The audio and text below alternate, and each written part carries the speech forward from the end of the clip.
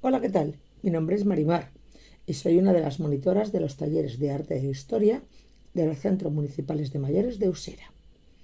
Imparto clases en los centros José Manuel Bringas, en Arturo Pajuelo y en Orcasur. Y hoy os voy a hablar sobre la escultura de Bernini. Las características generales de la escultura de Bernini, fundamentalmente, son la subordinación de la escultura a la arquitectura y al urbanismo, ya que él ornamenta ciudades por medio de plazas, jardines y fuentes, y se caracteriza por la búsqueda del naturalismo al representar la figura humana en todos sus aspectos, desde los más perfectos a los más vulgares. No se atiende dentro del barroco a las formas cuadrangulares, proporcionadas y equilibradas, tan típicas del Renacimiento, sino que realizan composiciones más libres y mucho más geométricas. La escultura barroca se caracteriza por ser dinámica e inestable, y dicho dinamismo se observa fundamentalmente en los personajes y escenas, así como en la amplitud y ampulosidad de los ropajes. Sus composiciones son por ello abiertas, retorcidas y helicoidales, y están muy influenciadas por la pintura del manierismo y por la escultura helenística. En cuanto al uso de la diagonal, los cuerpos siempre aparecen sesgados y oblicuos, nunca aparecen rectos en la vertical. Se llama técnica del escorzo, y allí se pueden observar diferentes contornos muy difusos y de forma que parezcan intermitentes. Para conseguir este gran expresionismo y sensación de teatralidad, la escultura no está pensada para ser observada en un solo ángulo, sino que está pensada para que el espectador la observe desde diferentes ángulos. Es muy importante también tener en cuenta el desnudo, que gracias a la técnica del claroscuro y los contrastes luminosos logran efectos ópticos que transforman la percepción de las superficies. Y se usan todo tipo de materiales, fundamentalmente mármol y madera. El escultor más importante, como decíamos, dentro de esta corriente es el gran Gian Lorenzo Bernini. Gian Lorenzo Bernini se formó en el taller de su padre, Pietro Bernini, donde estudia la obra de Miguel Ángel y las colecciones de escultura antigua de época greco-helenística, cuyo estilo asimila. Su primer mecenas fue el cardenal Scipione Borghese, que después pasaría a ser su mecenas. Y asimismo también trabajará para diferentes papas, como son Urbano VIII, Inocencio X y Alejandro VII. A Bernini se le considera el gran artista, el gran escultor del barroco romano, y fundamentalmente al servicio de la propaganda papal. Bernini, desde el principio, fue un artista muy capacitado, ya que era capaz de tratar todo tipo de temas, desde los mitológicos pasando por los religiosos, asimismo realizando magníficos retratos, siendo el autor del llamado retrato parlante, el cual transmite la esencia de la persona retratada, reflejando cómo es su personalidad a través de la obra de Bernini. Hay que destacar también sus alegorías y sus monumentos funerarios. Y en cuanto al urbanismo, hay que considerar que fue uno de los proyectistas y ejecutores de fuentes ornamentales para algunas de las plazas más importantes de Roma o incluso la gran plaza de San Pedro del Vaticano. La combinación de estos distintos materiales y acabados en una misma obra hace que el efecto que quede como resultante sea algo muy táctil, y de esa forma consigue impactar al espectador, sin que su obra deje a nadie indiferente. Ahí vemos su importante personalidad en el autorretrato que os muestro que realizó él en 1625. Esta primera obra de juventud, llamada La cabra de Amaltea, realizada en 1615, ya nos muestra por dónde irán sus técnicas. Se trata de una escultura de mármol de 45 centímetros de altura y que actualmente se encuentra expuesta en la Galería Borghese, en Roma. Y esta obra tan solo la realizó Bernini con 16 años y en ella él derrocha fantasía y gran dominio de la técnica. Vemos el verismo y la realidad que muestran todos los personajes. Ahí vemos la sonrisa de los angelotes y la sonrisa también de la cabra, las redondeces y cómo doblan las rodillas tanto el niño, el angelote, como la cabra, viendo su pelaje. Quizás esté un poco descentrada en cuanto a lo que es la capacidad de el tamaño y el cuerpo de la cabra, pero por lo demás es muy impresionante. Aquí en el rapto de Proserpina se ve que la obra ya es de una persona con más formación y más conocimientos, ya que se trata de una obra realizada entre 1621 y 22 y es una obra que, como decíamos antes en relación al barroco, rompe con el equilibrio clásico, tanto a nivel formal como psicológicamente. Esta obra se basa en las metamorfosis de Ovidio y representa el rapto de Proserpina.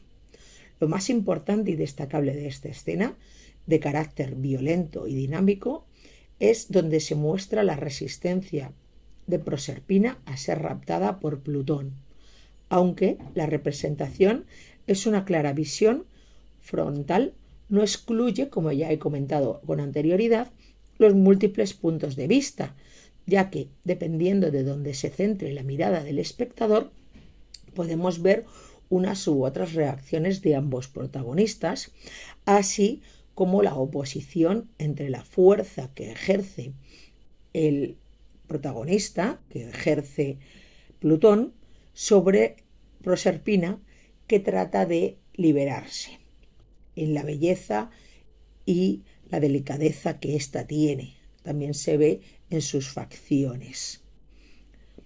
Refleja, por tanto, sus sentimientos frente a la ciega brutalidad de Plutón, y ella siente una angustia que la expresa de diferentes formas, de tal forma que podemos decir que el autor ha explorado ampliamente los sentimientos de los personajes. Ampliamente ha visto cómo esos personajes psicológicamente tienen una verdad, una realidad.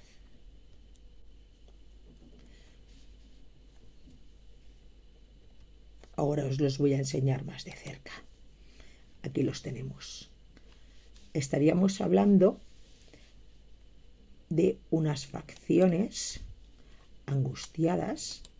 En el caso de ella, como veis, se la ve por su rostro que está sufriendo ante el rapto. Vemos también la mano de Plutón agarrándola por el muslo y cómo quedan sus dedos marcados en él. También vamos a ver cómo en la imagen de al lado lo observamos. Él la agarra por la cintura con la mano izquierda, al tiempo que con la derecha sostiene su muslo y la eleva. Vemos los pliegues de los ropajes, así como toda la escena completa, el movimiento de las barbas de Plutón, el movimiento del pelo y de la coleta de Proserpina, y la lucha y el movimiento de las piernas y los dedos de los pies. como decíamos, sin dejar de moverse en ningún momento, sin dejar de ser una imagen brutal. Aquí lo vemos. Como ella trata con su mano izquierda de tirarle a Plutón del pelo para poderse liberar, para hacerle sufrir. Las manos tienen marcadas hasta las venas, los músculos del brazo, el vello de las axilas, todo de una verdad y un realismo impresionante. Si nos vamos hacia Apolo y Dafne, que también es una obra relativamente de juventud de Bernini, realizada entre 1622 y 1625, vemos algo muy parecido a lo que ya habíamos observado en el rapto de Proserpina. Son dos personajes en el que, los dos tienen diferentes acciones. En concreto, este grupo es aparentemente un grupo relacionado con lo que sería la concepción clásica de la arquitectura, de la escultura, mejor dicho, y que está inspirada en la obra clásica El Apolo de Belvedere. Pero esta obra se compone por medio de grandes diagonales, igual que ya hemos visto en el caso de la anterior, en el rapto de Proserpina, que era como una especie de pirámide en cuanto a la formación de la base y cómo el artista dirige la mirada hacia la cúspide, hacia la parte superior. En esta nos ocurre exactamente lo mismo. Se compone de grandes diagonales y que hacen posible que la obra sea muy dinámica. Por tanto, se acentúa tanto el movimiento de los ropajes como de los cabellos. Y en ella vemos la metamorfosis de Ovidio, momento en el que la ninfa Dafne está a punto de ser atrapada por Apolo. Ella grita de miedo y al tiempo que esto está ocurriendo, se van transformando sus manos en hojas de laurel, mientras que sus brazos se transforman en ramas y alrededor de sus piernas crecen raíces. Asimismo, alrededor de su abdomen comienza a crecer la corteza protectora para los árboles. Vemos ese ágil cuerpo desnudo, tenso, pero muy fino. La expresión de las figuras nos muestra, sobre todo, el interés por la representación de las emociones y también contrasta la expresión sobrecogida de Dafne frente a la mirada de deseo y asombro que nos muestra Apolo.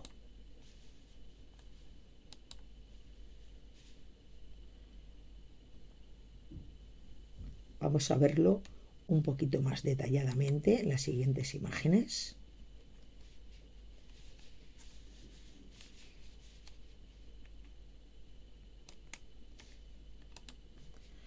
Ahí lo tenemos. Él la mira fijamente mientras ella desgarradamente pone una expresión de sufrimiento. Vemos cómo su boca se entreabre, cómo sus manos desaparecen, cómo se transforman. Al cuerpo de ella se le nota la tensión y la torsión. Aunque en esta imagen no se aprecia muy nítidamente, se puede ver que Apolo la coge por la cintura en la parte en la que ya ha empezado a crecer la corteza. En este otro lado de la imagen podemos ver la violencia y la virulencia del movimiento, cómo se mueve la capa también de Apolo. Podemos apreciarlo aquí completamente, el movimiento, la zancada que desarrolla Apolo para alcanzarla y al tiempo como ella se va convirtiendo en árbol. Vemos como los ropajes los envuelven y vemos sobre todo lo que son los pliegos, la musculatura, la fuerza de Apolo. Aquí vemos con más y mejor detalle las facciones de ambos protagonistas a las que hacíamos alusión. Las facciones de ella con su pelo y las facciones de él. Si lo acercamos, podemos observar